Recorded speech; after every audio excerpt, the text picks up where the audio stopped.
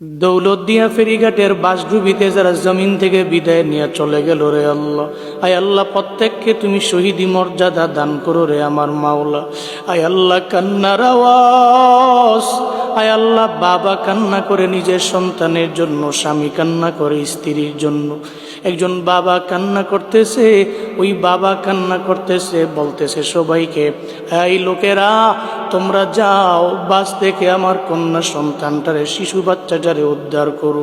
স্বামী কান্না করে, আমার স্ত্রীকে নিয়ে আমি ঢাকার দিকে রওনা হলাম, আমার স্ত্রীর কি উপায় হবে?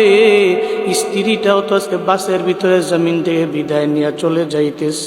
ও দয়ার আল্লাহ, আয় আল্লাহ যারা জমিন থেকে বিদায় নিয়ে চলে গেছে রে আমার মাওলা, প্রত্যেককে তুমি মাফ করে দাও, শহীদি মর্যাদা দান করে দাও রে আমার আল্লাহ।